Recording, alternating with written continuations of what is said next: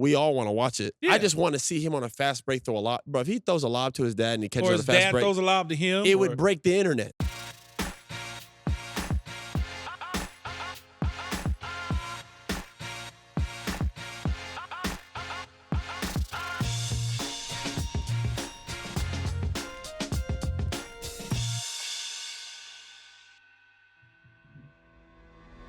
Yo, what's up? It's Keyshawn, and welcome to my show, All Facts, No Breaks. Joining me today is 11-year NBA veteran Austin Rivers.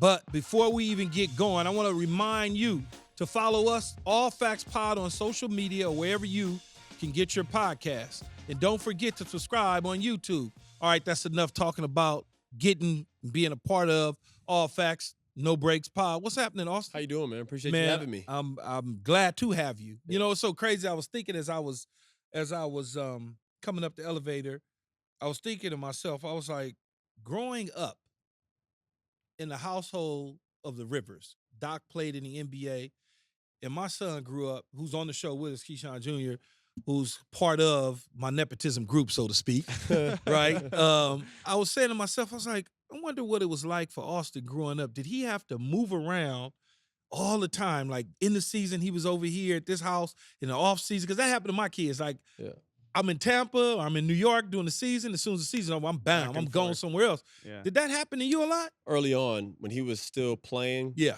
we were bouncing around, you know, because you know how the NBA is. You could be here, you could be there. So we went from New York to LA to San Antonio. And then when we landed in Orlando, that's when he had gotten the coaching gig. He was there for a good little stint. By the time he got that Boston job, we had to make a major decision. Obviously, him and my mom felt it was best that we all remain in Orlando, so he could go do his thing in Boston. And we were already doing so well. All of us had everything going. We were kind of integrated in the city with friends and family. He was like, it would be a lot to uproot them right now. So we stayed there. But early on, we was all over the place. Yeah, it was how many different schools you went to, Keyshawn? I went to, I want to say 9 elementary schools by the time I was 8. No, I can't compete with that. And then but then once we settled to Calabasas, it started to become like less. But it was a lot the first 8 years for sure. Because we were in New York, Florida, Dallas, California. It's a lot.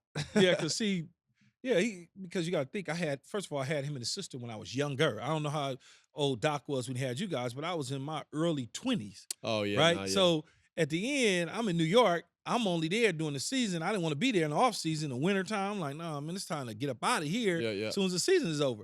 Then we go back to California, or we'll wind up going on vacations and doing all that sort of stuff. So, yeah, we moved around a lot. So they had to move schools. It's a lot to ask. Until I got to the end of my career. Once I was at the end and I was pretty much done and I started working in TV, then we kind of settled between Beverly Hills and Calabasas. So it was a lot easier for them in terms of growing up. Not a bad place to end up. Not at all. It was like he happy. Calabasas, Beverly Hills. He living good, man. He was good over there. Yeah. No, actually, let me think. Bel Air, Beverly Hills, Calabasas. Yeah, that all sounds fantastic, man. Newport Beach. Yep. At the beach, we had our beach house. Bay, Emerald Bay. Yeah, he lived a privileged, spoiled-ass lifestyle. There's no question about it. But so when you were younger, now Doc was a hell of a basketball player in his own right at the point guard position. I remember he played for the Clippers when I was a kid. Could you beat him one-on-one as you got older, though? Yeah, because by the time I was coming into my own, he had already been retired for so long. You know what I mean? And he had some major injuries with his back that really – I don't have the father-son story like when we're out there competing, playing all the time. He played a couple times, but like if he played, he was out for like a week. You know what I mean? Like he can't move like Doc that. Look like that though. Nah, you see him walk? No, I know. In the suit, he barely moving. No, that's sassy. Look, he was getting ready to bomb off on Bird right there. That's funny. No, Doc was legit though. He was a nice guard. Oh yeah, no, he had a better career than I did in the NBA. He made an All-Star game. That's the one thing he got over. He made the All-Star game over me, and he has the assist record for the Hawks. I think Trae Young gonna get it this year though. So in 2008, your dad, Boston Celtics, defeated Kobe's Lakers with Paul Pierce. Obviously, I was at that game. Same. What did it feel like though to see your pops? And this show ain't getting ready to be all about your pops, so don't worry. No, you good. But what did it feel like watching him as a young pup win the NBA Finals over Kobe and the Lakers? That was one of the more surreal moments of my childhood. You know, just being there. I didn't go to a lot of his games. It was very hard to get me out there. I was so, I'm the same way now, but I had my own way of thinking, and I didn't want to be there and be around the players. I was like, man, I want to do my own thing. I want to play against y'all. I had like that chip on my shoulder, so I wouldn't go to games purposely. Obviously, the playoffs come around, you're going to go to the games, and then the finals, obviously, you're going to go support the Pops, support your family. Being in that game, seeing that environment, seeing them play and compete and win a championship, like it went for our family of him being like a good coach to being like the coach at that time, especially in 2008. He had just won. He's a black coach. Because he went from Orlando to Boston? Orlando to Boston. Okay. So it was a big jump for us. You know what I mean? And his first years in Boston, they were terrible. People were coming to the game with bags on their head saying, "Fire dog." We started to get a team together. He gets Paul, Ray, KG to, come in unison, and it just formed. It's like God, like they get Rondo. Who would have thought? Rondo comes along and it's just this poetic general of a point guard. You know what I mean? So all these things come together and they win. Seeing Kobe walk off the court, there's a clip of them winning, and when they first stormed the court, you see me and my little brother running on the court. We don't know better. I'm like 12, 13. My little brother's 6. So we just running around. I run right by this dude, Kobe. And I never met him before. I was so tempted to go say hi, but not the right moment. Yeah. He just lost the finals. What's so crazy you mentioned that? Keyshawn, tell him your story. Oh, yeah. So he was in the Super Bowl with Jerry Rice after they lost. I tried to get a picture of Jerry Rice, and he basically told me, F you. You're not getting a picture. No, not right now. No, you can tell it Jerry fine with it. I was 3 or 4 years old. He told me, fuck you. I was like, damn. Jerry, so we beat Jerry in the Super Bowl. We talked about it. He was on the podcast. Jerry was on the show. We talked about it. And Jerry, much like you say, he don't know. He out by yeah. You don't think about it. 4 years old, whatever. But he's a 4-year-old that's advanced. Looking back now, I cringe. When I see the video, I cringe because I'm just like, good God, man. And that's Kobe. So I'm just like, leave that. Like, I guess Jerry too. You just leave that man alone. He didn't know. Y'all don't know. We don't know though. That's what I'm saying. You're like bro. You can't let a kid on the court. What do you think gonna happen? I'm over there like cheering. I go by him. I'm like, I didn't say anything though. I kept it P. The only reason I was able to not do it is because I had learned from mistakes in the past. Yeah. I remember one game, the Celtics lost. I just wanted to say hi to Paul. It's Paul Pierce, right? So I go up to say, Paul, I'm like, what's up, man? He was like, he didn't know you was Doc's son. Oh, he did know. He was playing for my pops. That's what I'm saying. But at the time you wanted to say what's up, he just kind of waved you off. Oh, yeah, after they lost, he was like, Paul don't give a damn. Yeah, fuck Paul. I'm gonna have to slap Paul looked at me. What's crazy is, man, he can't be doing you like that. But I was like 12, 13. It don't matter. You're the son of the head coach. I know, but they just lost. He should be taking off the jersey and giving it to you. Nah. He usually did. He was always cool, but they had just lost versus the Hawks. We were in Atlanta, and I remember I just tried to dap him up. I was like, hey, man, good game. That's all I tried to say. Paul probably was trying to get the Magic City. Paul was like, nah, man. And I was like, oh, shit. After that, I realized, hey, man, leave these dudes alone when they lose. So fast forward, they go to the finals with Kobe. I didn't say a word to him. What's crazy is me and Paul ended up playing on the same team 10, 15 years later.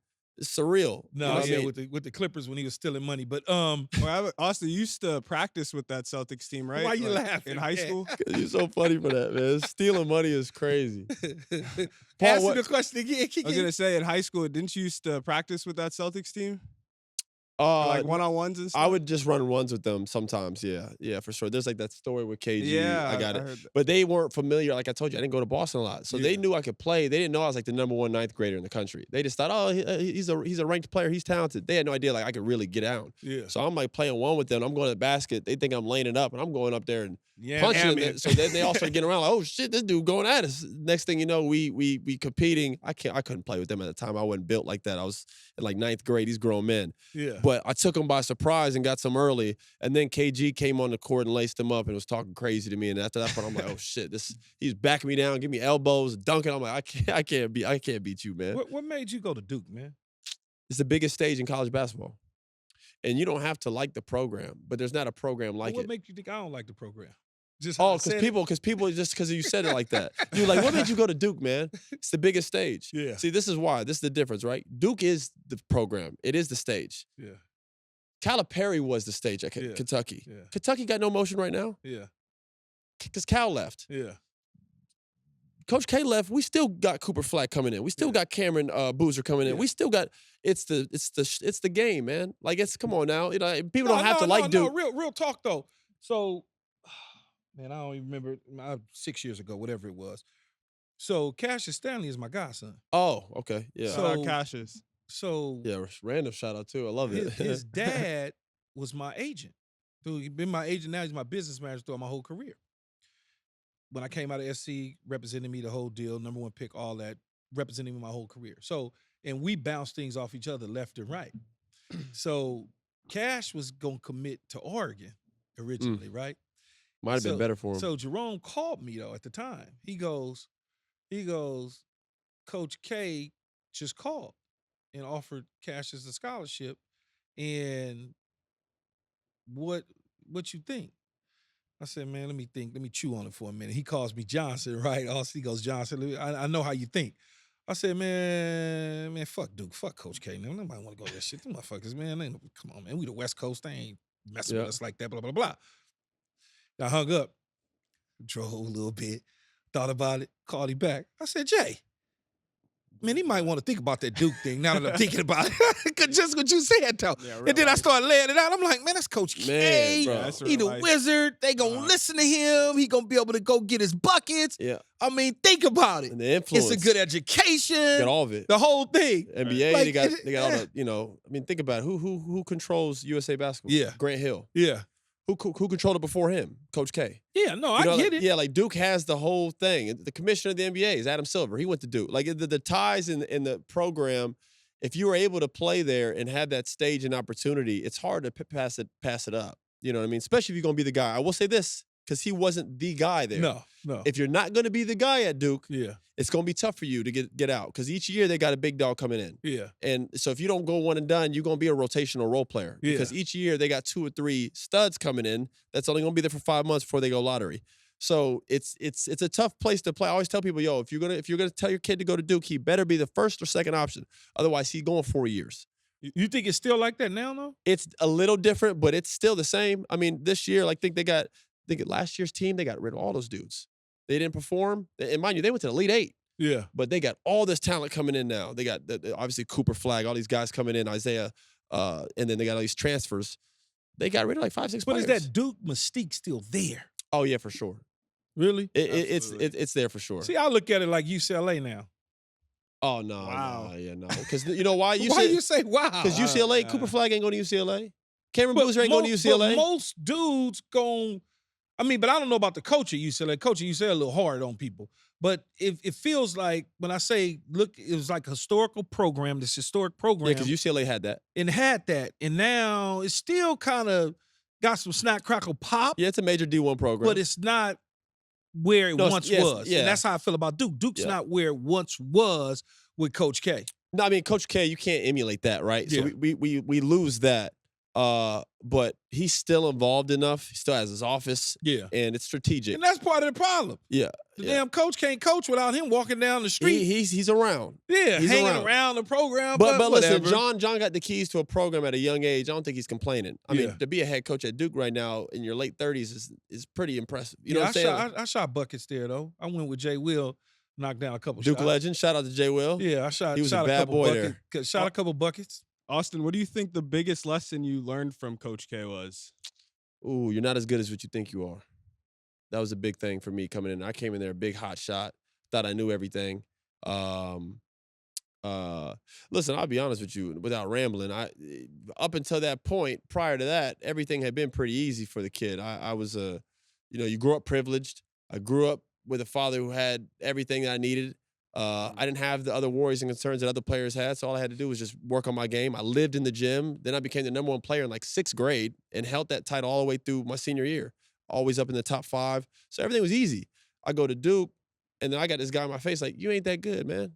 Like he's like, you're not as good as you think you are. He's like, I've coached better. I remember he told me that. I was just like, man, who are you talking to? He's like, I'm talking to you. And it was like a reset button in my eyes. Cause I'm like, oh shit. And he used to talk to me crazy in practice. We had a practice one time. We had Spike Lee there, Payman, and he'd always invite celebrities to our practice. Yeah.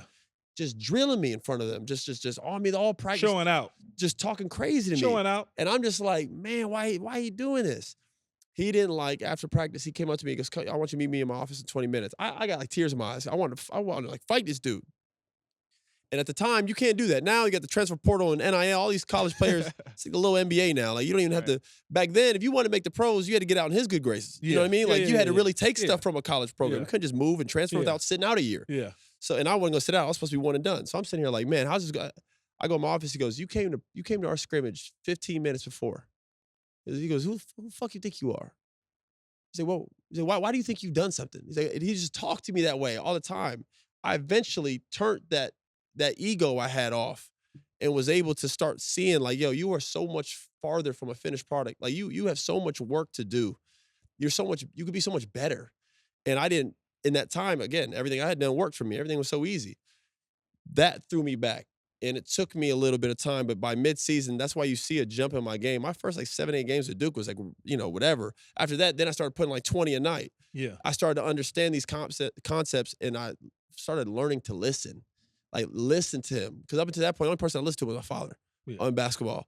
I had to really turn that into something else, and that helped me. That was my biggest lesson I learned there. So what you think? So tonight the Lakers take the floor against the Minnesota Timberwolves, and LeBron James story obviously gonna be LeBron James, Bronny James. Nobody don't care about Ant-Man coming to town, none of that, right? Nobody don't care about any of that. You know why we're here. Rudy Gobert, none of that. It's about number 9 and number 23. What type of pressure you think Bronny's gonna go through? And I'll say over the next couple weeks, so to speak, before the G League actually starts up and we see whether or not he's gonna bounce between G League and the NBA. What type of pressure you think he's gonna be facing? 10 times what I had. I had a lot, but my dad ain't LeBron James. As great as he was, LeBron, and he wasn't playing on the same court. Yeah. And my father was still in age, or whatever it is, year 22, still one of the best players in the league. For the Lakers, the most media coverage team in sports other than the damn Cowboys. I don't even know who competes with this team, right? So I don't know. I couldn't imagine him going in the game tonight and being able to just think about playing. It's just, bro, my first game with the Clippers was catastrophic, man. You scared? It wasn't, I was scared. Not scared, but like nervous, I was nervous, man, because I nervous. was like, I've never played with so many people wanting me to fail.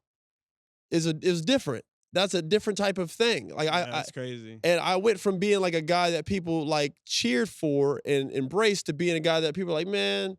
And that was like that took me by a little bit. And then I'm thinking every mistake I do, they're gonna make a big deal of it. I can't. So let me ask you this though. Why make that move though? Why go play for Doc in the Clippers opposed to another team? Yeah, because I could have went to Boston. That's where I was supposed to go. My pops called me and he said, let me ask you something. We don't really have a backup right now. So, and they were really good. That was Lob City. We got $10 million for you. Yeah. Yeah, he was like, hey, nah, at that time I was still my rookie deal. So I was messing with you. I wish. Yeah, no.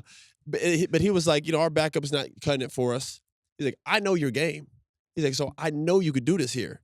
And I was in the league. That was my 3rd year in the NBA at the time. I was with New Orleans. I couldn't stand playing there. I didn't like my coach there. Yeah. So at that point, I'm like, I know this is better than where I'm at right now. I'm going. It wasn't even a thought. It wasn't until I got there, and the first game I'm playing, I'm like, oh shit, this is a little different. Like, look at that. Look, you see how he's yelling at me right there. That we used to. We used to get, like, man, shut up. We used to get at it, man, because we used to talk to each other. But he's not just like a coach to me; he's my pop. So he'd yell at me. I'm just like, you can see it in the man's eyes. That's how he used to. I coached him in high school. That's how he used to try to treat me, though. Yeah, you talk to him. I try to tell him something to do. Motherfucker, I'm the number 1 overall pick, not you. I'm the dude that's been to Pro Bowls and won a Super Bowl, not you. But Keyshawn, I try to tell him to do something. I listened. No, you didn't. No, you and Mikey both. Mikey would wave me off. My nephew. Yeah. He would wave me off. He go to the pros. I mean, he did well for himself in New Orleans, the whole deal, and trying to get healthy again. But I would tell him something in high school or 7-on-7, which is like AAU. Yeah. And that dude waved me off. Yeah. I'm like, oh, okay, you're going to come over here and sit with me then. You're going to come over here with me since you want to wave me off. He get thrown in the fire, too. Yeah. Bronny they playing the Timberwolves. Yeah. Like, this ain't no, like, mid-season trade, and they're in, like, Detroit, and they're going to throw him in there, and he's going to get to play his dad real quick, and it's going to be a cool thing. This is on TNT or ESPN. I don't know which one it's on. Me neither. I don't know. It's on a major network, first game of the year. Everyone's watching. ESPN. Yeah. They're saying second quarter, too, right? So it's they're already announcing when he's coming in. This has never happened. In my life, have I ever seen. I wonder why they would announce when he going to come in. When have you ever seen them announce the 55th what is it, 55, right? Yeah. I think is he 52nd? Is he 5 or 2? I thought he was 55. 50s, whatever. 50-something picks minutes opening night.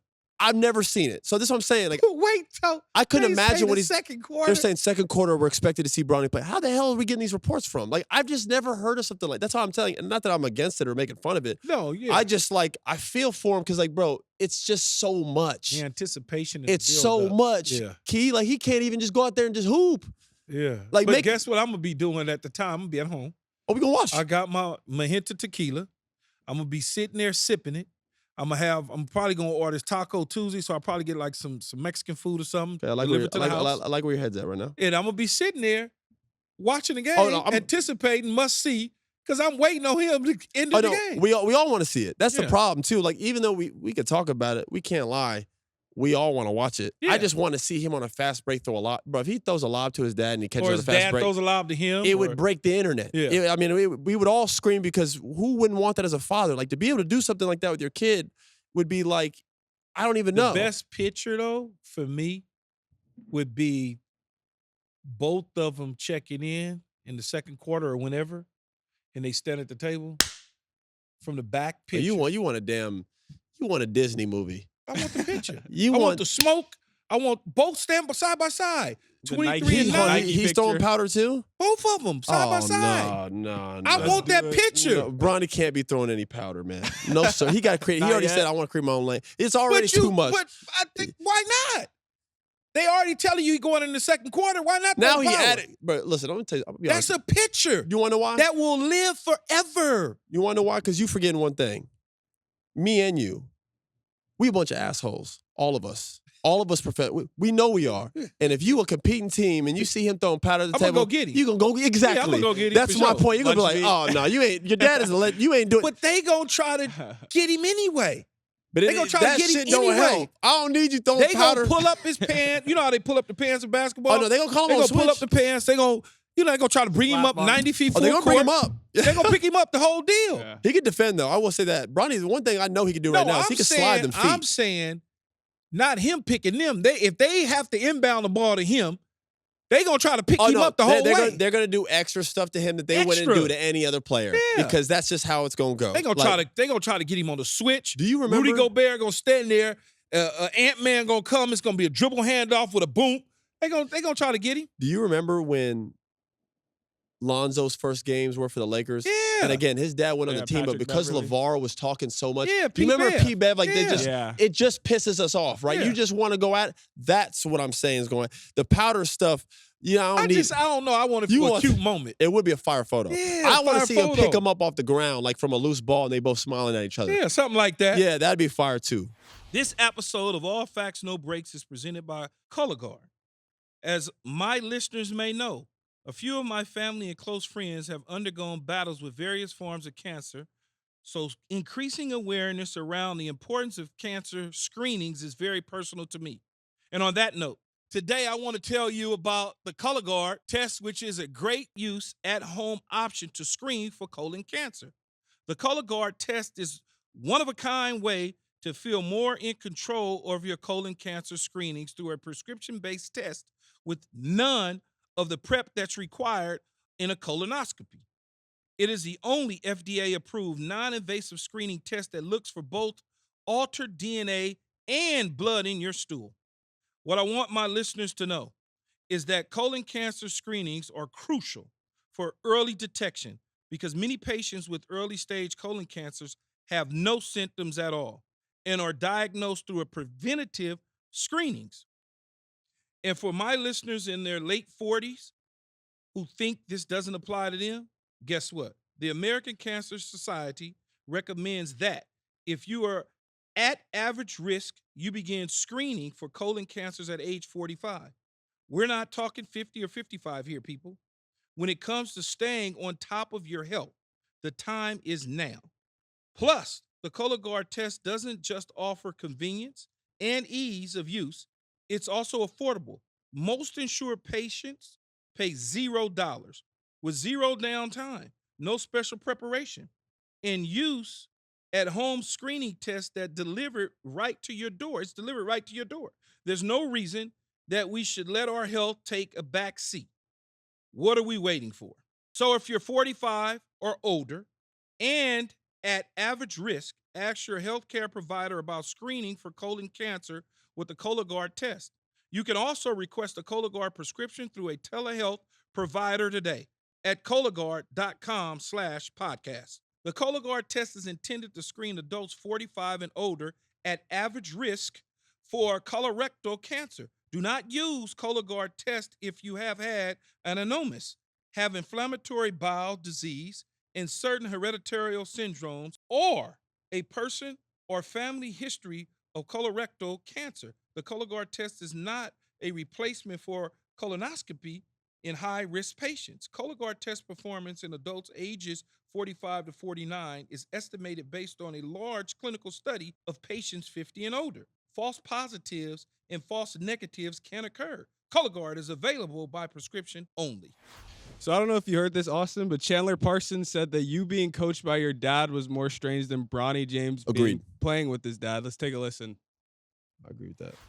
I was talking about earlier, I think it's more strange, like back in the day when Austin Rivers played for his dad. Okay. That to me is way different. Why? Because a player is always going to feel some way about the coach. You snubbed me. You subbed me out too early. Well, clearly they 3 minutes to go on the bench. He looks down the bench and he picks Austin to go in instead of me. I'm going to feel a little slighted. I can't help but think that's favoritism. So that to me is weirder than Bronny and Bron playing together. But once you're in that scenario though, you also have to realize Austin Rivers is a real deal pro, right? Yeah. So him going into a game isn't something that he was given. It was earned, right? That's why I don't trip about that comment, because Lou stamped that right then and there. He nipped that in the butt. Mm-hmm. Lou was like, we had no problem with Austin because he was a bona fide pro. I mean, I was averaging 15, 16 a game.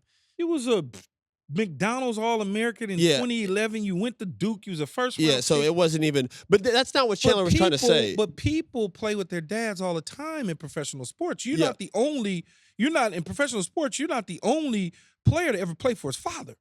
There's other players that have played, maybe not in basketball, not in the NBA. And even in college. There's people that have played for their dads. It's just never happened in the NBA, though. You know? Yeah. And on top of that, LeBron James is the coach. So who cares about? That's a fair. If you want to keep it a buck, no. If you really want to keep it a buck to Austin, 100. Yeah. Right? I mean, if you really want to keep it a buck, he is the coach. So if he Technically- looks down and he elbows JJ, is saying He going in the game. He going in the game. Seriously, Yeah, right? going in the game. Or if Rich Paul walks behind the bench, it just whispers, Like, yo, what we doing? "What we doing? I'm the GM. What we doing?" And that's okay. And that's why we got an announcement that he's coming in second quarter. He earned the right to do whatever the fuck he wants to do in the NBA. Yeah. LeBron James earned the right to. He has. We might not, people may not like it. Yeah. But But that's because we earned never the seen right. this, though, bro. Shaq's son's not in the NBA. Michael Jordan's son didn't play in the NBA. But I bet you if Yeah. Sharif was 100% healthy, if he was Nah. 100% healthy, We were talking about this. Yeah. Nah. but the Diesel ain't still playing either. That's I'm saying if Sharif was 100% healthy when the Diesel was playing, I bet you Sharif could have been in the NBA. And if Michael's kids, For sure. if Michael was Michael owned the team, so he could have just signed him if he wanted to, but Michael wasn't going to do that. But if Michael wanted to and he was healthy and his kids was ready to play in the NBA, I promise you he could have just said, I'm on the Yeah, but exactly. I agree with you. But it never did because they didn't want it. You know what I mean? Well, I Yeah. guess, like you said, Shaq wasn't playing, but Michael could have, but he wasn't going to do that. I don't think Mike was playing, though, but he owned the team when his Yeah. kids were playing. Me and my pops wouldn't have done it if I wasn't already in the NBA. If they You don't had think he would have drafted you? No, sir. Really? And I've told him. He told me this. He's like, I would, because I was going to get drafted anyways. I was top 10 pick. He wouldn't have done I it. understand that, but if they had a top 10 pick and they needed a guard, I and don't. you was on the board. I don't think he would have done that. Maybe. Really? I don't know. I think at the time when he did it, it made sense because New Orleans wasn't working out. They needed a guard. Yeah. He talked to me. I was like, let's do it. Fuck all the naysaying. Yeah. I don't think he would have done it because he's like, you don't need it right now. Why don't you go see if you can have your own path somewhere else before we even make this thing? And I mean, honest, Chandler's comments are 100% correct. It is more strange that my dad was a coach rather than if my dad was playing with me. We'd just be on the court like, yo, you ready to hoop? It's a whole different dynamic when he's the head coach and he's responsible for people's minutes because there's always a player that don't like the coach because someone's not playing enough, someone's not getting paid enough. Yeah. It's like that on every team, no matter what sport it is. So that dynamic tied into it, and like you said, I know LeBron is technically the coach, but the reason Chandler's comments are 100% correct is because playing for your father is way different than him being just hooping with me. Yeah. You know what I'm saying? So I don't take any negativity off what he said. I don't think he tried to say anything negative either. Chandler couldn't offend me if he tried anyway. But you legit in your own right. So the 100%. But Lakers head coach J.J. Redick stated this about your dad in reference to last year's struggle in Milwaukee. Take a listen. Drama. I've seen the trend for years. What's the trend? The trend is always making excuses. Doc, we get it. Taking over a team in the middle of the season is hard. It's hard. We get it. Just like getting traded in the middle of the season is hard for a player. We get it. But it's always an excuse. It's always throwing your team under the bus. They lose to Memphis. Oh, it's his players' fault. Memphis was playing G League guys and two-way guys. And then you look at his quotes over the weekend. Now he wants to take credit for the James Harden trade to the Clippers working out. He wants credit for that.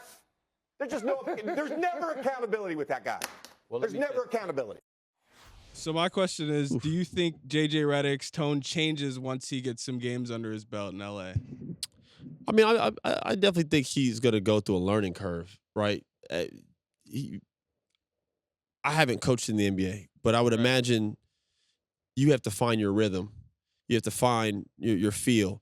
You don't just get to be a coach in the NBA and just be fantastic unless you got a roster that's just going to help you out, right? Like Steve Kerr got the keys from Mark Jackson. He hadn't coached yet before, but that team was the best team in the NBA at the time. But he also had been a front office executive and a general manager in Phoenix, so he kind of he was around the game, around it, yes, in the building, and the team was set up already. Yeah. Mark had done the dirty work. Yeah. So then you add Steve's talent, and it's able to flourish. It's no different than Joe Mazzulla. Joe Mazzulla got this Boston team. Boston team was very good. Yeah, they was already doing good. Good, yeah. So then you add that he is a talented coach, and everything works out. So that happens, right? We've seen it with Ty Lue when he got the Cavs job and they won his first year. Like, that happens, right? This is a little different. This isn't a Lakers team that screams championship right now. So he's got it a little different than some of these other guys as a first-year head coach. He's going to have struggles. He also has – the Bronny thing is – I'm not saying it's an issue, but it's a factor. He's not going to the game just thinking about playing tonight. He's got people – talking about minutes and where he's got to play his son and this dynamic and are they good enough? And you know how the Lakers are. People pick apart everything they do. Yeah. So, you know, JJ's going to learn. I do think JJ's going to be a great coach, but there's going to be a learning curve. He's going to make his mistakes. He got to get his feel. Okay, so who were some of the most underrated basketball players you played against your career, like your welcome to the NBA moment? I'll give you an underrated one. My welcome to the NBA moment, I got torched. I played against Ben Gordon. People don't remember Ben Gordon. Yeah, Ben Gordon. Man, this dude gave me like 35. He played for Charlotte at that time. Charlotte was a really bad team. It was like my 4th, 5th game in the NBA, and that dude. But did he give you 35? I got like 15. 35? I got like 15 of it. There was like 4 or 5 times where he got me. I'm just like, damn. You know what I mean? But like, I wasn't used to. I'm playing great defense. He just shooting right over me. If he gave you 35, I'd probably say, man, you probably shouldn't have played. No, not me. 35 on one dude is crazy. Yeah, one dude is I'm not taking credit. I ain't taking credit for all that. I'll take credit for a good 12, 15 of it. Yeah. That was a welcome to the NBA moment. And then I had one versus the Heat where I stole the ball. I think it was from D Wade, actually. I'm already in like, before the game, I'm walking on the court. This is my first preseason game in the NBA, so it's not even the regular season. First preseason game, me and AD are playing against, this is the Heatles. Yeah. All 3 of them out there. Yeah. We're both starstruck. I remember we looked at each other like, yo, the ball about to go up. AD looking at me like, we just smiling because we excited, but we nervous. Right. Like, I'm matched up with Wade right now. I'm like, this is a grown man. I've been watching you since 4th grade. You know what I mean? So I'm sitting here like, damn. First quarter, I steal the ball from Wade. I'm dribbling on the fast break. I see the crowd raising up on the fast break. I'm pushing it. I'm like, yeah, they know what time it is. They getting up for me. This is my ego.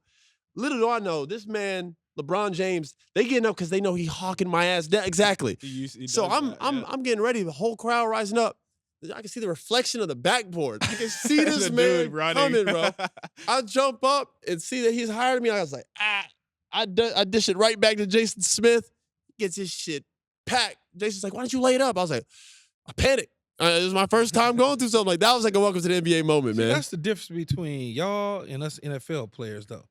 We not getting starstruck when we walk out on the field and see Jerry Rice or Chris Carter. So I was like, man, ain't nobody thinking about y'all. Yeah. That's the difference. That's so crazy to me. Yeah. Like, we looking to pound their face in the ground. Yeah. Opposed to, because I got to see Jerry Rice play as a kid, or I got to see Michael Irvin as a kid. I'm like, man, I don't give a fuck. Why about is that? them. Why is that different? I don't know. I've really honestly never got starstruck by one NFL player. As a rookie, you already know you know me. Dion or something, maybe. No, because I think what it was is in college, I was doing professional things in college, even though I was a college player. I played in LA.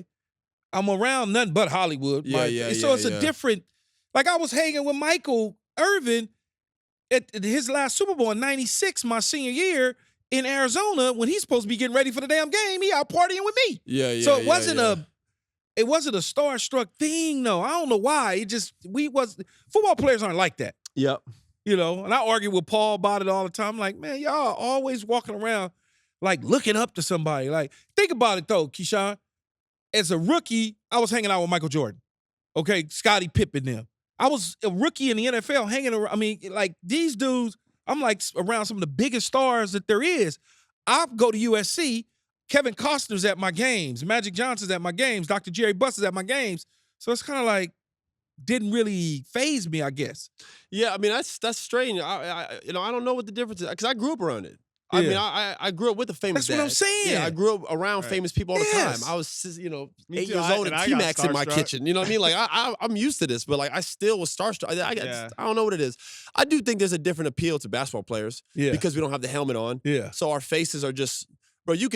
I could walk by the top lineman right now, and I have no idea. I wouldn't know who the hell that guy is. Yeah, of course. Me too. But Josh Hart is on a Wheaties box. I know who Josh Hart is. Yeah, he a role player. He kind of looked like you a little bit. Low key, light skin team. He top 10. He not top 5, but he top 10. He might be 20. Yeah, he not really. He's like more of a rugged. I call him the all yellow team. Am I on the all yellow team? Am I mixed in? What would I be? No, you. Who's like when you think of ultimate light skinned NBA player? Who comes to mind right now in the NBA? In the NBA right now? Yeah, Jason Tatum. Yeah. Tatum probably be that guy. Tatum would be that guy. Got the good hair, the hairline, the Maybe whole Booker. thing. Booker's in there. Book. Yeah, D-Book. Book in there. Because Clay in there. But he not really, he don't dress like Clay like a. No, but Clay in there. Oh, you're just saying just because of skin. Yeah. But not but I'm talking about light skin behavior. Oh, Clay don't have light skin behavior. No, he don't. He don't have that. No, he don't have He light don't skin give a behavior. damn about none of that. Book, Tay, they got light skin Yeah, behavior. they're pretty boys. Blake ain't in there no more, but he had a little light skin behavior. Griffin? Yeah, he had a little light skin behavior. Halliburton? Who? Halliburton? I haven't studied him enough. I haven't studied him enough. Yeah. Halliburton, I haven't studied him enough. Yeah, he probably be. I know who he is. I mean, I know his game and stuff, but I'm just trying to think. Ben Simmons for definitely sure. in there. 100%. He might be the leader. Oh, my nail hurt. I'm done for a year. Yeah, he might be the leader. Now, Austin, what are your biggest storylines for the 2024 season? NBA. Biggest storylines, man. Bronny, but. Well, the Bronny thing will happen. Yeah. They're going to put him in position to succeed, and I don't think his minutes will ever be too major. They'll play him in spurts. Biggest story. But there's some interesting one. I mean, listen, what's going to happen with Giannis? You know, how many more years he got in Milwaukee? He's dedicated a large amount of time there. Milwaukee's a nice city, but ain't as nice as some of these other ones. If we're talking about living situation, especially in the wintertime, it's brutal living there. How long does he want to go play for the Heat? Does he want to go play for that's a big deal. You know, I'll be honest with you. What's going to happen with that situation? What's going to happen with even the Nuggets? They got Nikola there. They got this whole group that they've invested a lot of money in, but they've lost key role players. They've lost Bruce Brown. They lost Jeff Green. They lost KCP. Yeah. So you see their teams like declining, but they're putting more money into these guys. Glad they declining. So like people are, they were a thorn. Jamal Murray got something personal with the Lakers. I don't know what it is, but when he plays y'all, and he's always good, but when he plays, he ain't really never cooked us. It's always at the end some bullshit shot. he hits some big ones over Yeah, Shaw. but it's a bullshit shot. Like, it's to the point Fall now. away in the corner into the bench, throw it up and go in. Catch on the switch, Austin Reeves, and he got enough space where he didn't put his hand up fast enough. He dumps it on a floater. It seems like at this point, he's hitting so many versus y'all that if he gets it, he has like this ultimate confidence versus y'all. Like when he plays, he like wants the ball at the end of the game. No, but he'll be like 5 or 13 or 14, and then all of a sudden the last play or two. I don't know, man. We just whatever. You a true Laker fan though. I can tell by how you talk. Like I see it. Yeah, I don't fuck with the Clippers. Yeah, if you are a Laker fan, usually you don't. I've never been to a Clipper game at Staples Center. We gotta go to the new dome. I want to check out the new dome. Yeah, I may just do that to do that. But I've never been to a Clipper game at the Staples. When I played for the Clippers, it's weird because Lakers are so bad. We used to just beat the shit out of them. Who do we have? Exactly. Bruce Parker and all them type of dudes. No, I'm younger. Jordan It was like No? it was Another like light skinner. it was good players. They were just young, and the team wasn't really structured like that. It was like Brandon Ingram, Jordan Clarkson, okay. Julius Randle, Julius Jeremy Randle, Lin. yeah. You had a weird group. It was like a strange dynamic of players. Kobe was there. We used to beat the hell out of that team. Really? Ronald that's when y'all had CP3 in them. Yeah, no, Live see, City. that's what I'm saying. We were but really y'all- good. Yeah, we gave the city to y'all. Y'all gave it back to us We gave it back for sure. immediately. We had a little 4-year, 5-year run, and that was about it. But we didn't win anything. All right, Austin, before we go, we want to play a quick game. It's called Caption This, where we'll show a picture of you, and then you'll give us a caption for it. All right, bet. All right, let's do it. It's the first one. So what was happening here? Shit, ball game. That's what that is. We getting ready to turn up after that, partying. Where are you at? I'm getting hugged right now. Is game winner or something? Yeah, that's Is what that you right there? Yeah, it's number 0. 0-0. I had one that's the game winner versus Carolina. Okay. I had just that's big. Yeah, I just hit the shot. Man, they always beat Carolina though. And they came down. Quinn Cook looked crazy right here. They got my Yo. Now, this was a fun moment, man. That's a memorable moment for me personally. I mean, even the guy hugging me, Seth, he's married to my sister now. Which is actually Wait, Seth's hugging you? Seth's the one up top. Oh, up top. I was about to say that dark dude up No, below. that's Andre Dawkins, yeah, but the one Yeah. about to is Seth, yeah. That was a fun moment because that team, Carolina team, was actually better than us that year. Wait, though, now that you brought that up, because I wasn't even thinking about. Did he meet your sister at Duke? When he was playing for Duke? Yeah. What you say? Man, she older than me. But still, though, was you like, man, what you doing? No, guy. because she was He's a dating good somebody guy. else at the time, so that wasn't anything. I think it was just even an intro that was able to rekindle later on because they dated. They started. Regardless, though, he played basketball. He on your team. Like, did you both like? Nah, she was dating somebody from North Carolina at the time. But that's okay. He ain't on your team. No, I know, but by the time they dated, I wasn't on his team no more. She started dating him when I was like 4 years in the NBA already. But the fact that They he met played on your team. No, I didn't feel any way about it. You wasn't like, no, fuck you because I doing, know dog? NBA players and we some. He No, like no. We get into that off court. But off camera. he wanted. He's like, brother, Curry, but they good dudes. No, man. I'm not saying any. He's a It's good nothing. guy. That's why I know was they're happy good about guys. it. It has nothing to do with being Just a bad because he's guy. my teammate. Yeah. Yeah, I don't care. Nah. As long as it wasn't behind my back. He called me and talked to me. Oh, was so like, he did the said, hey, proper. man, yeah, is there any way he I did the proper yeah, thing. Can I go out with your sister? Take her? No problem. Oh, okay. So yeah. he did. Okay, all right. It ain't like I found out my he boy played like it talking safe. to my sister. I'm like, yo, what's going on? No, Yeah. he played it safe. No. He didn't do something That I would've happened done. with me with another player. It happened with another player. Sneaky. No, No, he- sneaky. Yeah. Yeah. Someone told me before a game one time, and I was like, whoa, I had no idea. We were playing a team, and this guy came up to me and said, yo, I'm talking to your sister. I want to let you know I just wanted to meet you. what? I was like, "Dude, what?" I had like tears in my eyes. I wanted to fight this dude. I don't know how I felt about it. I didn't know if he was trying to be respectful or disrespectful. I was like, I don't know about that All one. right, move along. Yeah. We got 3 more My pictures. sister about to be now. like, yo, what the fuck? Yeah. All right, 3 more pictures. Okay, right here. What was going on here? Man, I have no idea. That's when y'all got drafted. Hell yeah. We got drafted. You and AD got drafted the same year. Blessing. Yeah, same year. He was 1, I was 10. Great opportunity. Just I didn't I wish it wasn't that team. I wouldn't have wanted to play. If I could redo it, I wish I wouldn't get drafted by New Orleans. It got nothing to do with the city of New Orleans. Just the team was just bad. Yeah, just wasn't Neither the right, you or AD in yeah, there. wasn't the right, CP3, none of them. yeah, wasn't the right fit for me personally, no. What do you think the fit was for you? Like, where would you want to go? I would have liked to go to like Phoenix or Toronto at the time. Yeah, Okay. that would have been ideal for me at that time. The team makeup would have been great for me. I got drafted to New Orleans, and shortly after they brought in Eric, we had Eric Gordon, Drew Holiday, Tyreek Evans, like all these. Guards. I'm like, what am I doing? Why do y'all got me Yeah. here? And the coach didn't want me to be a scorer, which I had been my whole life. He wanted me to be a defender. That altered like the rest of my career. Honestly, after that, I changed a lot. Situations, everything Yep. in the NBA. I think in any sport, I guess. All right, next picture. Oh, Oh yeah, that's the that's you? yeah, that's me. You look different. I had Look like Devin Booker. yeah, no beard. He ain't got no. He don't look like Book. Got the He- lineup taper. What But, happened right there? Yeah. I had gotten elbowed in my eye. I had a little fracture right here Shit. on my orbital bone, and then I had like 17 stitches around my eye. And they told me not to play because they didn't want it to get infected and all these different things. And I played the rest of the game. Did you put a patch on it, like a black patch? Just put a Band-Aid on that motherfucker, went and hoop. Had 22 that game. We lost, though, but I played the rest of the game. I got hit in the first quarter, played the rest of the game with it. But we lost. Did you play the game See, man, not all of us light skin. We not all divas, man. Let me tell you. Some of us built different. And that might have been a little scratch and it just bled a little more. You know the evolution, right? It's the evolution of the light-skinned man. It's happening right in front of you. Might have been a little scratch and it just bled and the picture makes it look a certain way. We went from Keith Sweat to listen, we've come a long way, man. We got some dogs in here now. All right, last one. That was my tough guy moment. The one I had. That's you too? Yeah, that might be the most random picture I've ever seen. Look at the back. Is that Mookie? It's Mookie and Khaled. Yeah, I was just saying, is that DJ? That's DJ Khaled to the left. Yeah. That was at CP3 Celebrity Bowling.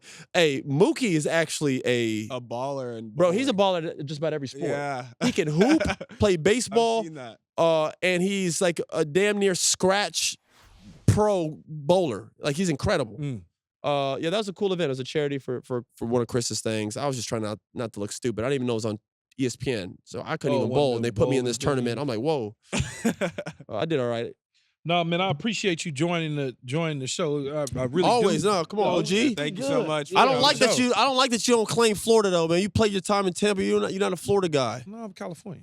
Born. I have no problem with you being a West Coast guy, but here, high school here, my whole family's here, my life. I thought you'd have some ties in Florida. Nah, none. Other than playing for Tampa, it's cool. Tampa's cool. I like that. When's the last time you've been there? To Tampa? Yeah.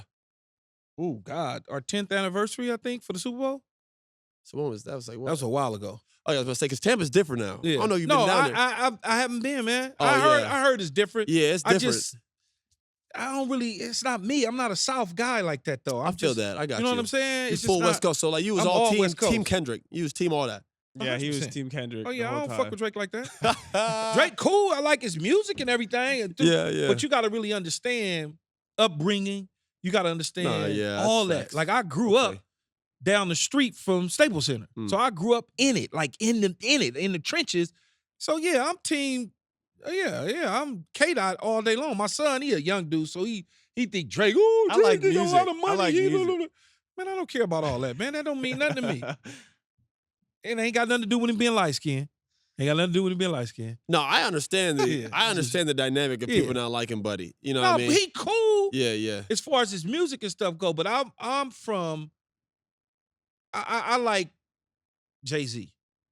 Okay, because when you rapping about it and you've been in it like that, I feel that a little more. Yeah. When I'm making shit up that just even though it's realistic in your world because you got the money to be able to do it, you ain't really never done that. Right. So stop. Yeah. Stop that shit, man. You ain't never done that. Yep. So don't portray it. And even though it's an image that the hip hop world or whatever carries to a certain degree. But it's like, and you got to remember, I grew up around Tupac.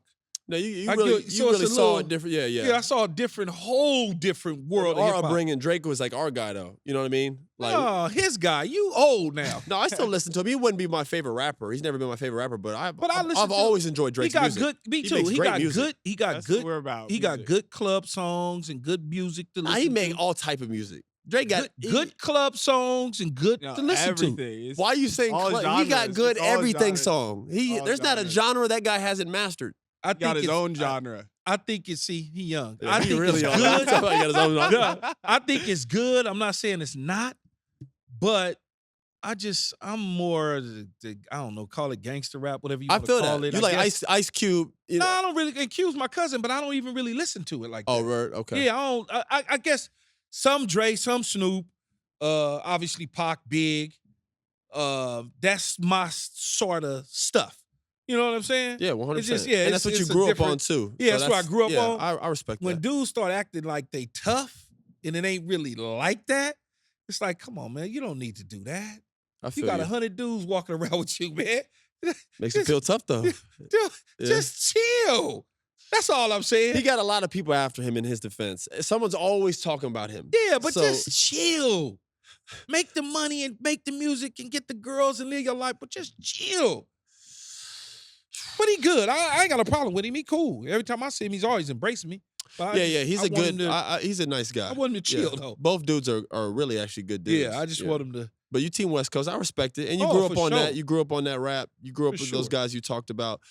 Biggie and all these guys for us. We listened to them, but that wasn't a part of our culture. You know what I mean? Right. So like we can only appreciate it from like all afar. I did was listen to Pac and Big. But that's like to the stadium. That's like people ask if you go down the street right now to a playground and ask who's the best player ever, they're gonna say LeBron James. It depends on That's what. But if you go ask a bunch of 40-year-olds, 30-year-olds who's the best player ever, who are they gonna say? Michael Jordan. You damn right they're gonna say MJ. It's not even. If I ask my dad right now, every time I ask him who the greatest player, before I get the question off. Don't even talk about it. He'll be like, don't you dare ask that in front of me. Like, you better say MJ. Because trust me, I've coached against one, I played against one. I'm telling you. Say MJ he was different. He was that guy. See, I am like the best to me starts. I can't start without Kareem. That's just me. And the reason he deserves to be in that. He did it all for a long time. His resume is arguably the greatest of all time. Nobody gonna give a Big that type of respect. Yep. And we talking 70s and 60s. That also hurts like him. That but it's because his resume is actually number one. Yeah. It's better than anybody. But I'm an MJ dude because not only did he embrace me as a kid, I've been knowing him for a long time. I walked around with a knee brace and wasn't nothing wrong with knee sleeve, wasn't nothing wrong with my knee just because he did it. Right. I did things with my tongue out, thinking I was him. Influence. Right. I walked like him, just trying to, Yeah, he had it. Man, you can't teach it either. Yeah. Hey, man, thanks a lot. Appreciate That's a wrap man. for today's show. Thanks again to Austin Rivers for joining us. Remember to follow All Facts Pod on social media in all of our podcast feeds and subscribe on YouTube. Until next time, peace. Appreciate y'all having me, man. Thank you. Thank you, guys. Thank you.